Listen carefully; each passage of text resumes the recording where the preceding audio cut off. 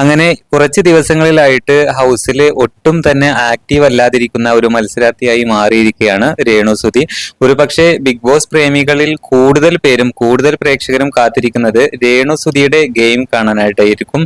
എന്തായാലും ഇപ്പോൾ കുറച്ച് ദിവസങ്ങളിലായിട്ട് രേണുസുതി ഒട്ടും തന്നെ ആക്റ്റീവ് അല്ല. അതുപോലെ ഇന്ന് നോമിനേഷന്റെ സമയത്ത് രേണുസുതി കുറച്ചൊക്കെ ആക്റ്റീവായി കണ്ടിരുന്നു.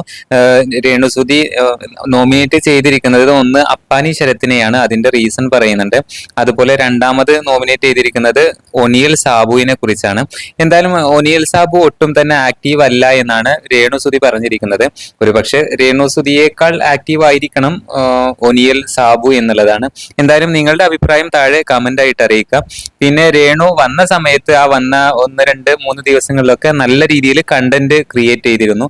എന്നാൽ ഇപ്പോൾ ഏകദേശം ഈ ഒരു വീക്കിൽ രേണുസുതിൻ്റെതായിട്ട് കൂടുതൽ കണ്ടന്റ് കാര്യങ്ങളൊന്നും തന്നെ പ്രേക്ഷകർക്ക് കാണാനായിട്ട് പറ്റിയിട്ടില്ല.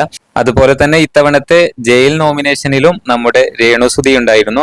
ആ ടാസ്കിലും രേണുസുതി കൂടുതലൊന്നും ആക്റ്റീവ് ആയിരുന്നില്ല. എന്തായാലും വരും ദിവസങ്ങളിൽ ഒരുപക്ഷെ രേണുസുതി പറഞ്ഞ പോലെ നല്ല രീതിയിൽ ആക്റ്റീവ് ആകാൻ സാധ്യതയുണ്ട്. എന്തായാലും കാത്തിരുന്ന് കാണാം.